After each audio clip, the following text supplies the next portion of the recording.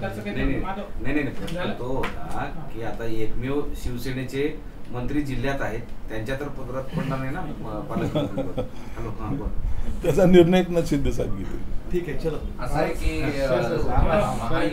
एक नाना पटोले असं म्हणाले की आता आम्ही 288 मतदारसंघात तयारी करतोय लढणार. बरोबर आहे. नाना पटोलेंनी जे सांगितलं त्यांची वाढलेली ताकद किंवा त्यांचे आलेले निवडून आलेले खासदार या बेसवर पक्ष वाढवण्याचा अधिकार निश्चित त्यांना आहे. ज्यांनी त्यांची पालखी वाहिली होती, त्यांच्या पालखीचे जे खांदेकरी होते, त्यांनी आता त्यांची पालखी घेऊन पुन्हा जावं. ते 288 मतदारसंघामध्ये निवडणूक लढवतील आणि विजय हा त्यांचा हो का पराजय हो, हे पालखीचे भुई जे असतील त्यांना फक्त आता तेवढंच काम राहिलेलं आहे. म्हणून तुम्ही काय केलं, काय कमवलं, काय गमवलं, आताही जर उभाटा गटाच्या लोकांनी विचार केला नाही तर भविष्यामधलं चित्र हे तुम्हाला पालखी वाहण्यापासून रोखणार नाही. म्हणून आता ही वेळ गेलेली नाही. त्यांनी पुन्हा या काँग्रेस आणि राष्ट्रवादीमुळं उभाटाचं काय नुकसान होतं याचं चिंतन मनन केलं पाहिजे. संजय राऊत काय बोलतोय म्हणून त्याच्यावर जर पक्ष चालत असेल तर पक्षाची वाट लागल्याशिवाय राहणार नाही. पालखीचे भोई कोण आहेत? उभाटा गटाचे लोक आहेत. काँग्रेसच्या पालखीचे? काँग्रेसच्या पालखीचे. आणि करावं लागेल. भाऊ मोठा आहे, तो मोठ्या भावाची पालखी नाही होणार. हे छोट्यांचं कामच आहे त्यांना सांभाळून घेऊन. तुमच्याकडे कोण आहे?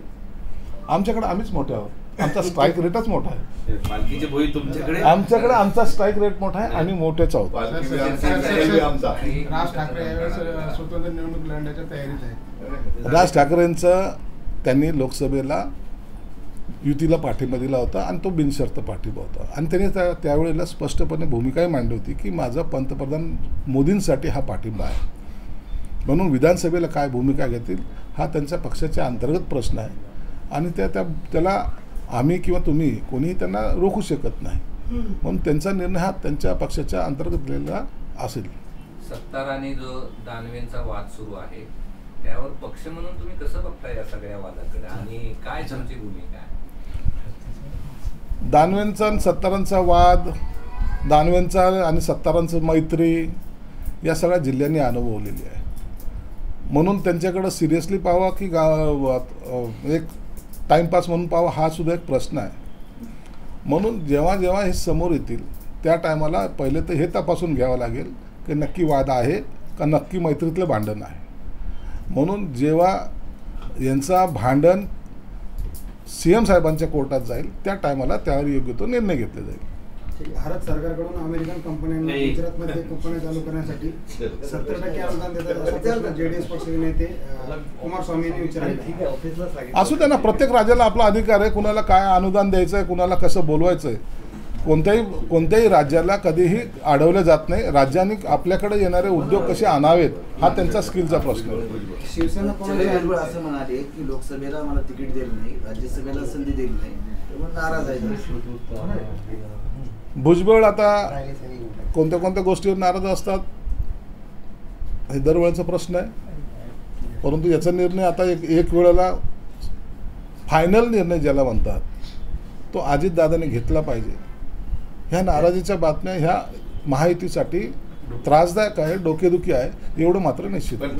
सुनेत्रा पवार यांना खासदारकी दिल्यामुळं त्यांचा आणखी जास्त नाराजी वाढत चाललेली आहे. कारण सुनेत्रा पवार म्हटलं की जनतेच्या आदेशाने झालं, जनतेचा आदेश असता तर निवडून आले असते असे वेगवेगळे. आणि ज्येष्ठ असून मला टाळलं म्हणतात. आता अनेक ज्येष्ठाला टाळलं जातं. राजकारणामध्ये सगळ्या ज्येष्ठाचा सन्मानच केला जातो असं काही नाही आहे.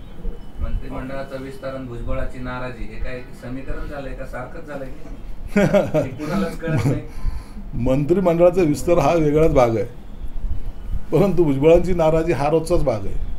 म्हणून आता याच्यातून त्याच्यात जमीन आसमानचा फरक आहे. शिवसेना कोणाची यावर एक नवीन वाद समोर येतो आता निवडणूक आयोगाच्या निर्णयावर की ठाकरेंच्या शिवसेनेचे 9 खासदार निवडून आलेत आणि शिवसेनेचे 7 खासदार निवडून आलेत. तर यावरनं ठाकरेंना आता 16% तर शिंदेना 12% मतं मिळतील. यावरनं निवडणूक आयोगाच्या निर्णयावर शंका उपस्थित केली जाते. असं नसतं. या अशा टक्केवारीवर किंवा अशा गणितावर राजकारण मांडलं जात नाही. ठाकरेंनी लढवलेल्या जागा किती आहेत? तर 22 आहेत. शिवसेनेने लढवलेल्या जागा किती आहेत? तर 15 आहेत.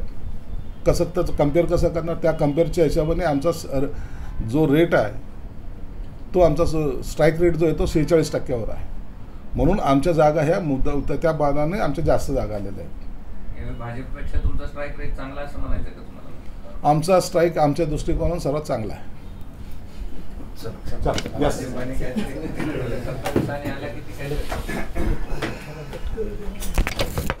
विश्वजित कदमांनी तोंडावर सांगितलेलं आहे की तुम्ही तिकडचे वाघ असाल तर आम्ही इकडचे वाघ आहोत.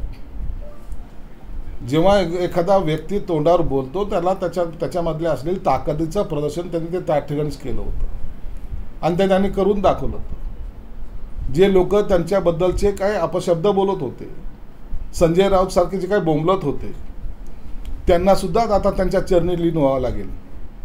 आणि म्हणून विश्वजित कदमने बोललं ते चुकीचं नव्हतं.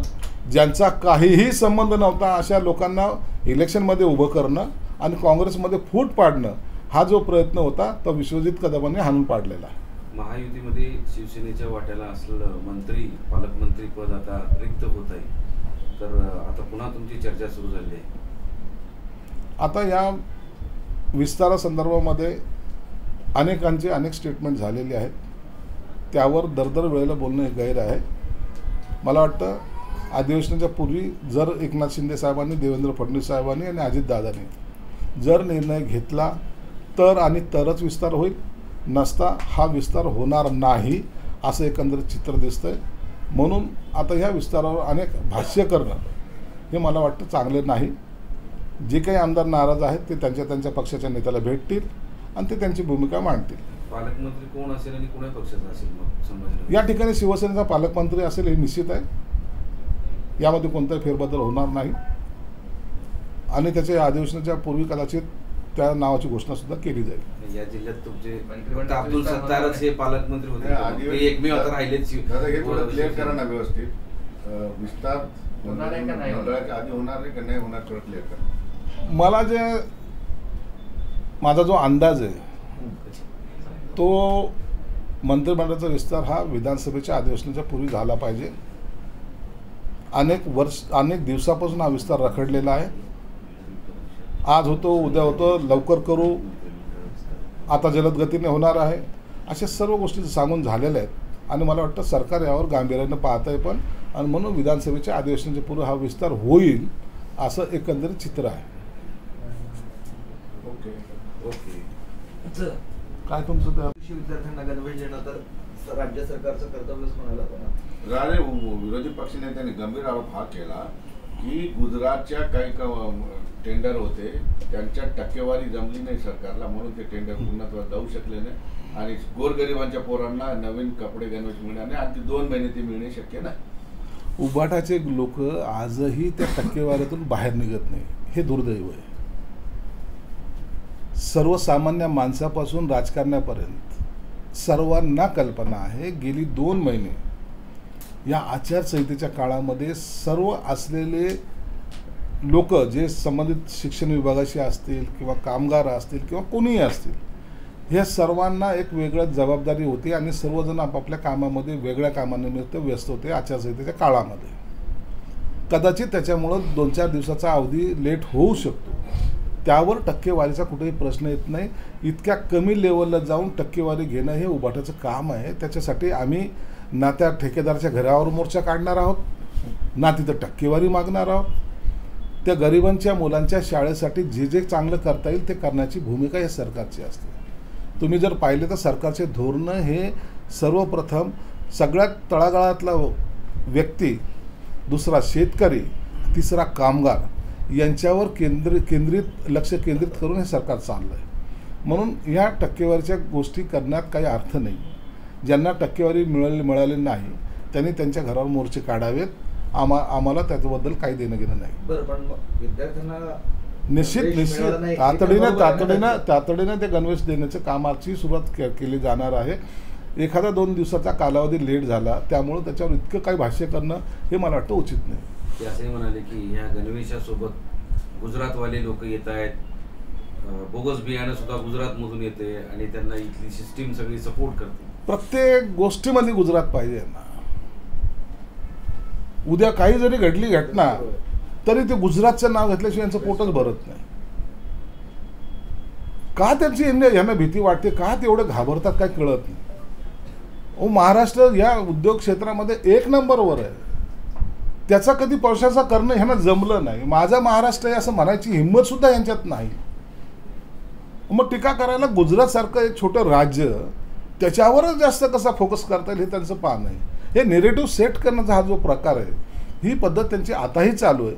परंतु महाराष्ट्र ज्या प्रगतीच्या दिशेने चालला आहे त्याला सहकार्य करण्याची भूमिका या विरोधी पक्षामध्ये नाही. आणि म्हणून इतरावर टीका करून आपली कसं राजकीय पोळी भाजता येईल हा प्रयत्न या विरोधी पक्ष नेत्यांचा असतो. सांगलीत काँग्रेस नेत्यांची एकीची मूठ काहींना बघवली गेली नाही आणि त्यामुळे त्यात काहींनी खडे घातले असं मुळे माझा पराभव झाला.